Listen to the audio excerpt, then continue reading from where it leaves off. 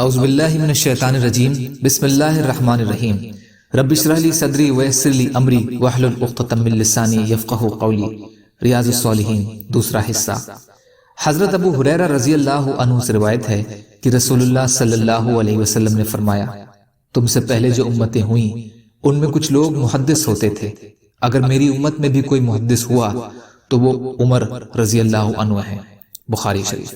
اور مسلم نے اسے ام المومنین عائشہ رضی اللہ عنہا کی روایت سے بیان کیا ہے، اور ان دونوں روایتوں میں ہے کہ ابن وہب نے کہا محدثون کے معنی ہیں الہام والا۔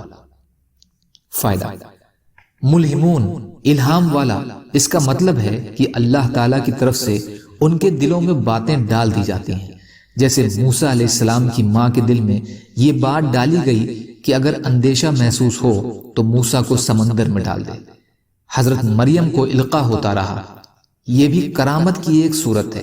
یہ حدیث حضرت عمر رضی اللہ تعالی عنہ کی فضیلت کو واضح کرتی ہے۔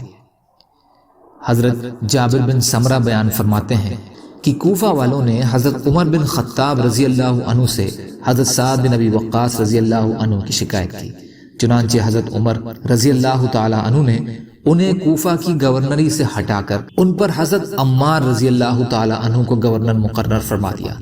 کوفہ والوں نے حضرت سعد رضی اللہ تعالی عنہ کی شکایت میں یہاں تک بیان کیا کہ یہ تو نماز بھی صحیح طریقے سے نہیں پڑھاتے، تو حضرت عمر رضی اللہ تعالی عنہ نے ان کی طرف پیغام بھیجا اور کہا، اے ابو اسحاق، یہ حضرت سعد کی کنیت ہے، یہ لوگ کہتے ہیں کہ تم نماز بھی صحیح سے نہیں پڑھاتے۔ تو حضرت سعد رضی اللہ تعالی عنہ نے فرمایا، میں تو اللہ کی قسم ان کو رسول اللہ صلی اللہ علیہ وسلم جیسی نماز پڑھاتا تھا، میں اس میں کوئی کمی نہیں کرتا تھا۔ میں مغرب اور عشاء کی نماز پڑھاتا ہوں، پہلی 2 رکعتوں میں قیام لمبا کرتا ہوں، پچھلی رکعتوں میں مختصر رکھتا ہوں۔ عمر رضی اللہ تعالیٰ عنہ نے فرمایا، اے ابو اسحاق، تمہارے بارے میں یہی گمان تھا، اور ان کے ساتھ ایک آدمی یا کچھ آدمی کوفہ بھیجے تاکہ وہ حضرت سعد رضی اللہ عنہ کی بابت کوفہ والوں کی رائے معلوم کریں۔ تو انہوں نے کوفے کی ہر مسجد میں جا کر ان کے بارے میں پوچھا، سب نے ان کی تعریف کی، یہاں تک کہ وہ بنو عبس کی مسجد میں آئے تو وہاں کے نمازیوں میں سے ایک شخص کھڑا ہوا، اسے اسامہ بن قتادہ کہا جاتا تھا اور اس کا لقب ابو سعدہ تھا۔ اس نے کہا، جب آپ نے ہم سے پوچھ ہی لیا ہے تو یہ عرض ہے کہ سعد لشکر کے ساتھ جہاد کے لیے نہیں جاتے، تقسیم میں برابری نہیں کرتے اور فیصلہ کرنے میں انصاف نہیں کرتے۔ حضرت سعد رضی اللہ تعالیٰ عنہ نے فرمایا، میں بھی 3 باتوں کی دعا ضرور کروں گا۔ اے اللہ، اگر تیرا یہ بندہ جھوٹا ہے اور دکھاوے اور بغض کی خاطر کھڑا ہوا ہے تو اس کی عمر لمبی کر، اس کی غربت اور ناداری میں اضافہ کر، اور اسے فتنوں کا نشانہ بنا دے۔ چنانچہ ایسا ہی ہوا۔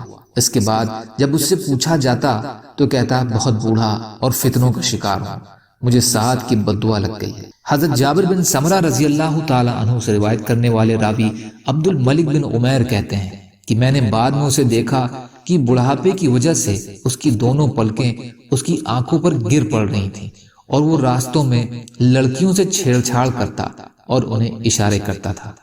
بخاری اور مسلم۔ فائدہ: اس میں ایک تو سعد بن ابی وقاص رضی اللہ تعالی عنہ کی فضیلت کا بیان ہے کہ وہ مستجاب الدعوات تھے۔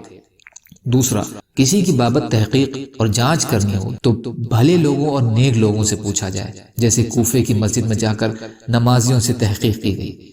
تیسرا یہ کہ حکومت کے ادھیکاری کو مصلحتاً بدل دینا بھی جائز ہے، جیسے سعد رضی اللہ تعالی عنہ کو استھگت کر دیا گیا، حالانکہ ان کے خلاف شکایت جھوٹ پر مبنی تھی، پھر بھی حضرت عمر رضی اللہ تعالی عنہ نے مصلحت اسی میں سمجھی کہ ان کی جگہ نیا حاکم مقرر کر دیا جائے۔ چوتھا، اس میں کرامت کی بھی مقبولیت ہے کہ سعد رضی اللہ تعالی عنہ کی 3 بددعائیں قبول ہوئی۔ یا اللہ ہم سب کو کہنے سننے سے زیادہ عمل کی توفیق عطا فرما۔